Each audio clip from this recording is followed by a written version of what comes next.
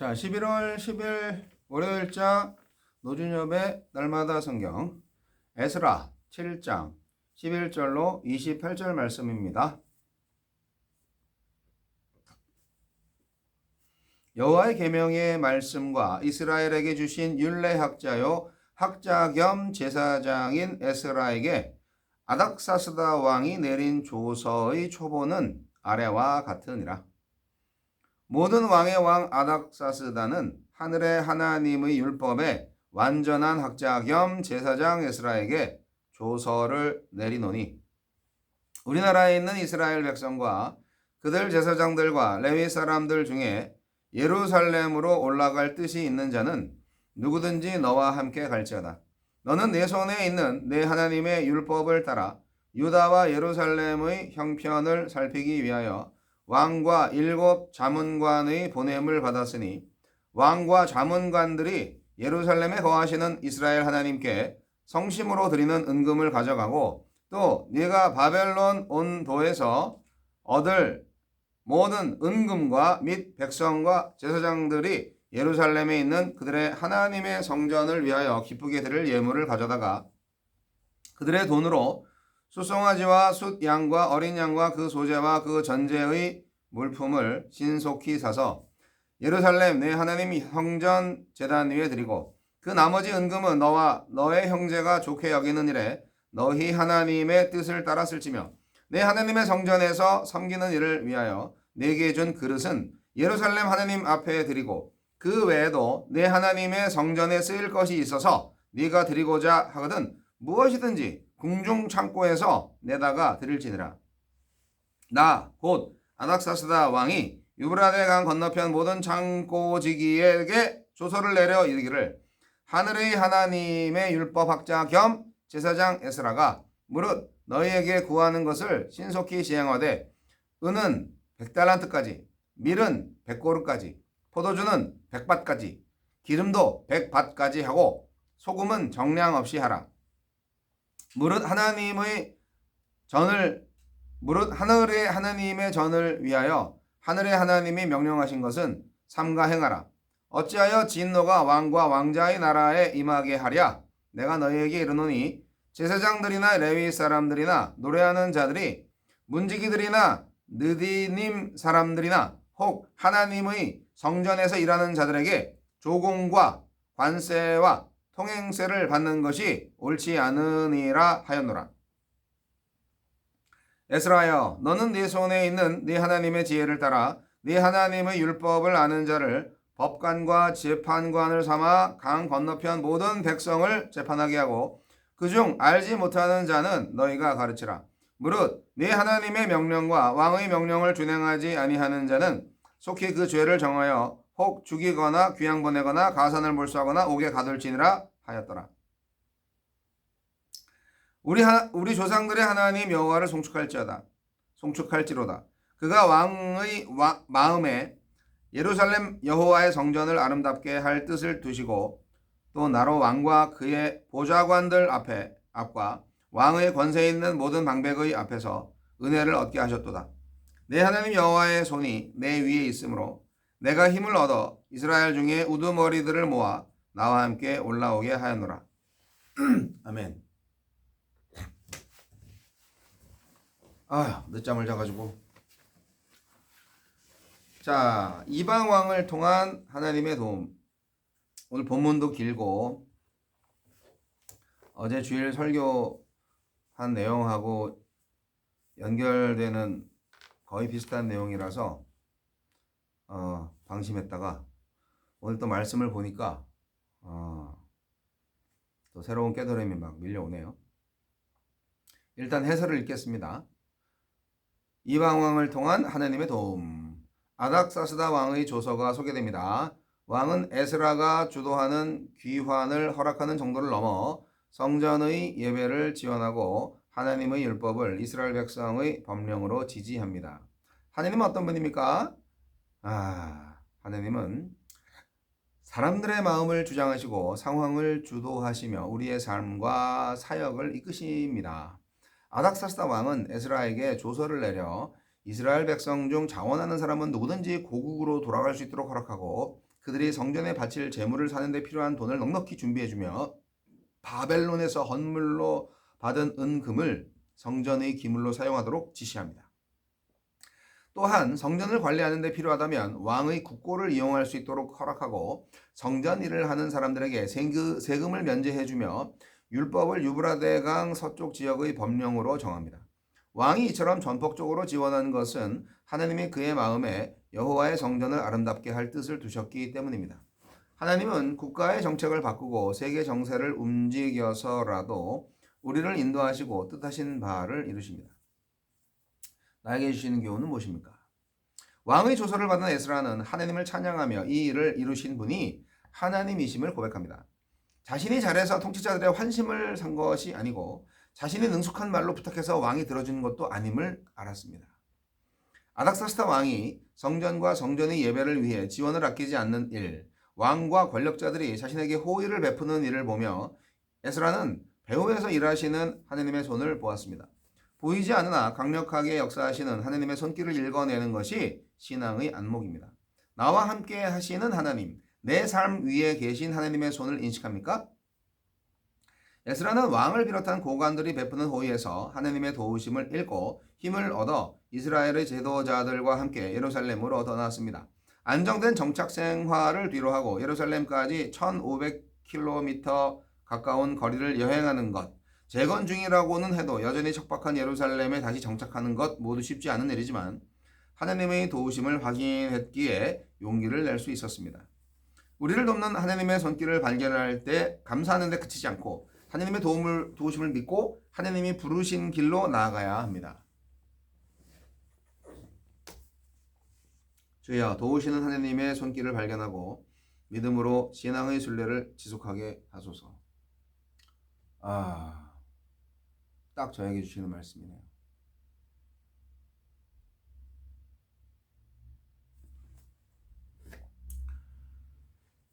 오늘 말씀은 주해설을 보니까 이 아닥사스다의 측량을 담고 있는 본문 이 말씀은 아람어로 기록되었다고 합니다. 아닥사스다의 조서는 그야말로 올라가라 이거죠. 그 에스라가 말을 했는지 말했겠죠. 말했을 텐데 그래도 왕이 자기가 아끼는 신하라고도 볼 수 있잖아요. 선지자고 율법학자고 굉장한 인재란 말이죠. 에스라라는 사람이. 그래서 왕의 신임을 엄청나게 얻은 사람임에 불명합니다. 근데 그가 고국으로 돌아가야 된다. 그런 하나님의 계시를 받고 그 계시에 순종하고자 할 때 아닥사스다 왕이 전폭적으로 지지해주고 지원해주는 모습이 오늘 본문에 나와 있습니다. 페르시아에서 고국으로 돌아가고자 하는 유대인들한테 아주 물질적 지원도 엄청나게 해주시는 아닥사스다 왕 참 착해요. 네.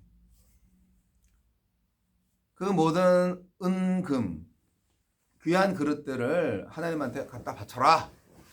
아닥사스다 왕이 오히려 선지자이고 제사장 같아요.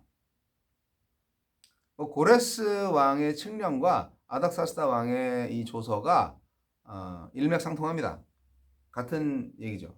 어떻게 이렇게 할 수 있지? 이 왕들이 하나님, 여호와 하나님을, 이스라엘이 믿고 있는 하나님을 너무 잘 믿는 것 같아요.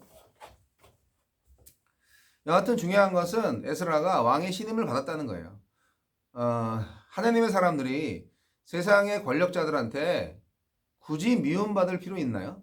물론 세상의 권력자들이 정말 불의를 저지를 때 미워할 수 있죠. 예, 그런 거는 고난 받으면서 감당을 해야 되겠죠. 그런데 평상시에 일을 잘하면 당연히 인정받는 거 아니겠습니까? 실력이 있는 거죠. 왕의 신임을 받는 율법학자. 네. 어떻게 보면 박사님이죠. 오늘날로 말하면. 근데 그 에스라 박사님께서 청원을 했어요. 왕한테. 그래서 그 청원을 한 거에 대한 답변으로 조서가 내려온 겁니다. 이 조서는 일종의 왕의 어떤 신임장 같은 겁니다.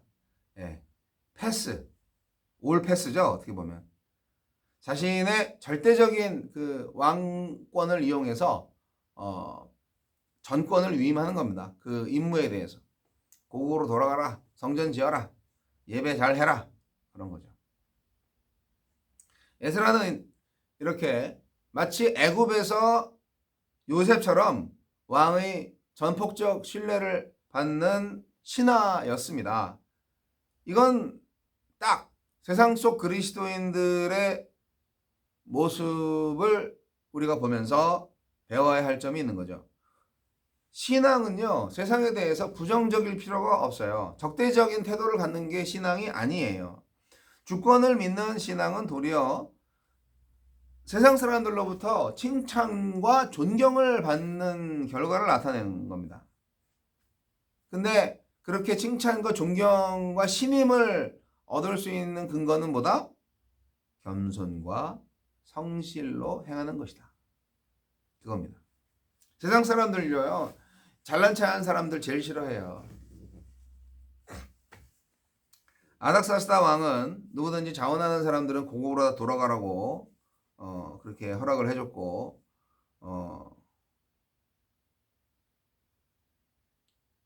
바벨론에 거주하는 사람들에게서 받은 예물도 가져가라고 허락했고, 쓰고 남은 은금을 에스라의 책임 아래 자율적으로 사용하도록 보장해주고, 좀 부족하냐? 그러면 어떤 한도 내에서 왕의 국고에서 마음대로 갖다 써라. 이렇게까지 말씀을 하셨어요. 그게 조서에 있다는 것은 이 엄청난 법적 효력이 있는 거겠죠. 여기에 대해서 에스라가 반응이 어떻게 됩니까?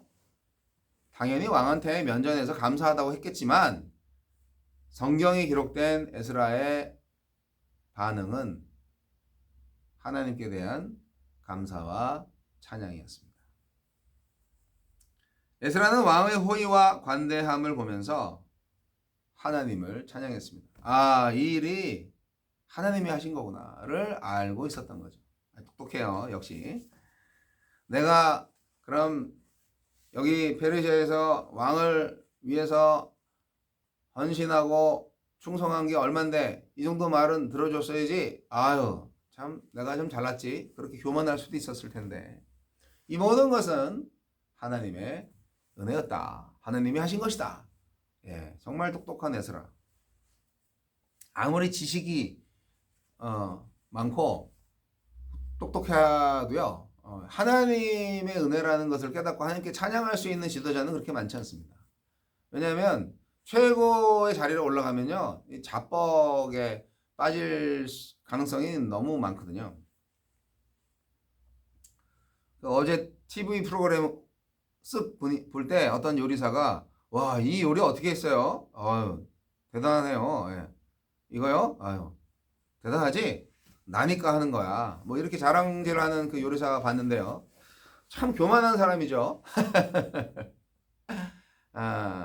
이 요리를 만들 수 있도록 지혜를 주시고 나에게 힘 주시고 건강 주신 하나님을 찬양할 수 있는 요리사가 된다면 참 천국의 멋진 상급을 받는 하나님의 착한 아들, 그런 요리사가 될 텐데 말이죠. 여하튼 하나님이 결국 왕과 대신들을 움직인 겁니다. 그래서 그런 권력자들 앞에서 하나님이 영광 받으신 겁니다. 에스라가 은혜를 입은 거죠. 에스라가 왕을 통해서 하나님의 은혜를 받았다. 그리고 사실 이게 에스라가요, 페르시아에서 태어난 사람이겠죠. 그리고 자기의 아빠 엄마 또는 할아버지 할머니가 얘기해 줬겠죠. 우리 민족의, 우리나라의 우리 선조들은 이랬다 저랬다, 돌아가야 된다, 뭐 그런 얘기를 해줬겠죠. 근데 그것을 잘 들었죠. 그리고 마음속에 꿈틀꿈틀 평생의 사명으로 생각했을 겁니다.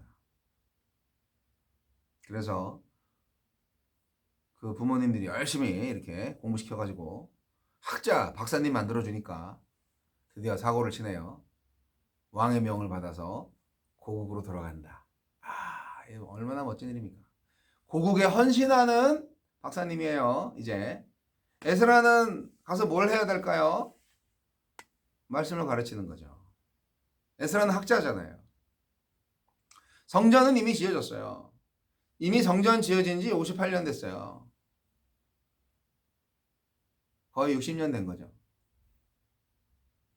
왜냐하면 1차 포로 귀환이 에스라가 2차 포로 귀환 시기 80년 전 일이거든요. 한 세대가 지난 일이에요. 성전을 지어놓고도 또 흐지부지 신앙이 그렇게 된 거죠. 이스라엘 백성들이. 그래서 하나님이 에스라를 통해서 다시 신앙의 각성을 시키기 위해서 보내시는 거죠. 에스라는 그걸 깨달았습니다. 아, 이거는 하나님의 역사야. 하나님이 지금 일을 하고 계시네. 그리고 그 일에 나를 초청하셨어. 그런 깨달음이 온 겁니다. 에스라가 믿는 하나님은 어떤 하나님입니까? 그분은 하늘의 하나님이셨고 조상들의 하나님이셨고 예루살렘의 왕이셨습니다. 이렇게 에스라는 일상에서 하나님의 손길을 발견하면서 살고 있었고요. 정말 그로 말미암아 그 깨달음으로 말미암아 그 하나님의 함께하심을 경험함으로 말미암아 정말 영혼 가득한 감사와 찬미가 넘쳐나는 삶을 살았던 것입니다. 우리도 이런 삶을 살아야 되지 않겠습니까? 아, 근데 1500km 이상 되는 거리까지 이제 가야 되네. 고향 땅이지만 내가 한 번도 가보지 못한 곳으로 가야 되네. 아. 하지만 어쩌겠어요. 그곳이 하나님이 원하시는 것이고 마치 아브라함이 내가 네게 지시할 땅으로 가라 하는 말씀하고 비슷한 것 같네요. 하나님이 가라고 하면 가셔야죠. 네. 우리 모두 마찬가지 아닙니까? 가라고 하는 말씀을 못 깨달아서 못 가는 거지. 깨달았으면 가라고 하면 가야죠. 주야.